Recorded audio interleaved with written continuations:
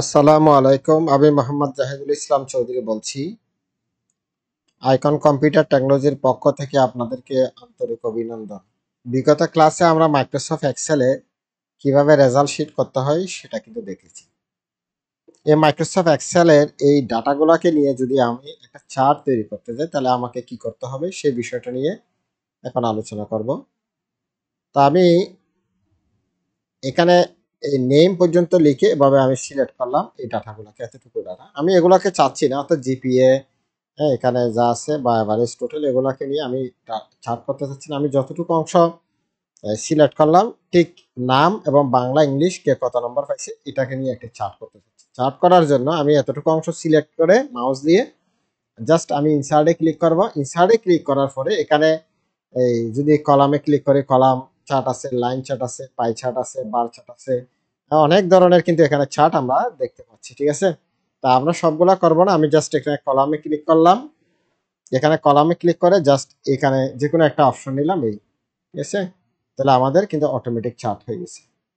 এই বিষয়টা কিন্তু অনেক ইন্টারেস্টিং। আমরা এটা মাইক্রোসফট ওয়ার্ডে করছি, অনেক সময় সাপেক্ষ ব্যাপার, কারণ এখানে মাইক্রোসফট ওয়ার্ডে যদি আমি করতে যাই তাহলে এখানে ইনসার্টে যাব, ইনসার্টে গিয়ে মাইক্রোসফট এখানে গেছি, যাওয়ার পরে আবার এখানে ক্লিক করলাম। ক্লিক করার পরে এখানে কিন্তু কি এই এখানে বাংলা, এখানে ইংলিশ, এখানে ম্যাথ, এখানে কামাল, জামাল, রহিম করে একটা স্টুডেন্টদের নামগুলো লিখছি, এখানে তাদের নাম্বারগুলোকে কত বেশি দিতে হয়েছে। তাহলে আমাদের কিন্তু অনেক সময় লাগছিল, কিন্তু আমাদের সেই কাজটা কিন্তু এক্সেলের মধ্যে অনেক সহজে আমি করতে পারছি। ঠিক আছে, আচ্ছা, এখন বিষয়টা হচ্ছে আমি চার্ট কেন করব। চার্ট হচ্ছে তথ্যগুলাকে চিত্র আকারে প্রেজেন্টেশনের জন্য মূলত আমরা চার্ট করব।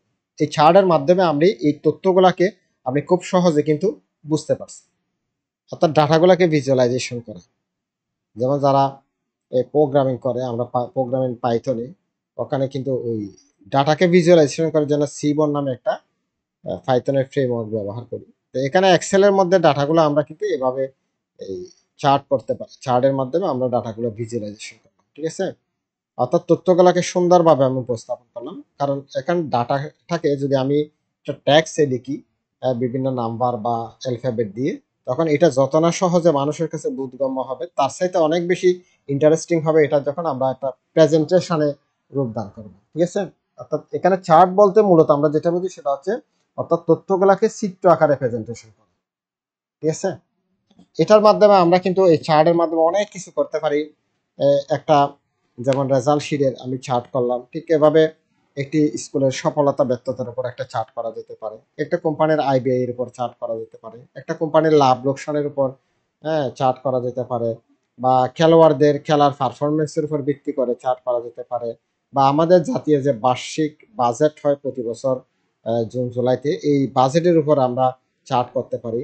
আপনার পত্রিকায় দেখবেন যে পেপারের মধ্যে এই ধরনের এই পাই চার্ট আপনারা কিন্তু বাজেটের সময় দেখতে পান। এখানে এই জিনিসটাকে যদি আমি পাই চার্টে কনভার্ট করি তাহলে কিন্তু কি এই পাই, এখানে পাই চার্ট হয়ে যাবে। এখানে তো অবশ্য আমি সিলেক্ট করি নাই, যদি আমি সিলেক্ট করি এখানে দেখেন এই ডাটাগুলোকে আমি সিলেক্ট করলাম, সিলেক্ট করার পরে এখানে যদি আমি পাই চার্টে ক্লিক করি এখানে এভাবে পাই চার্ট হয়ে যাবে। তাহলে বিষয়টা বুঝতে পারছেন? তাহলে এখানে অনেক কিছুর উপর আপনার চার্ট করতে পারেন। ঠিক আছে, ভিডিওটি যদি ভালো লেগে থাকে অবশ্যই লাইক কমেন্ট শেয়ার করুন। পরবর্তী ভিডিও পাওয়ার জন্য আমার চ্যানেলটি সাবস্ক্রাইব করে রাখুন, পাশে থাকা বেল বাটনে ক্লিক করুন। সবাইকে ধন্যবাদ। আসসালামু আলাইকুম।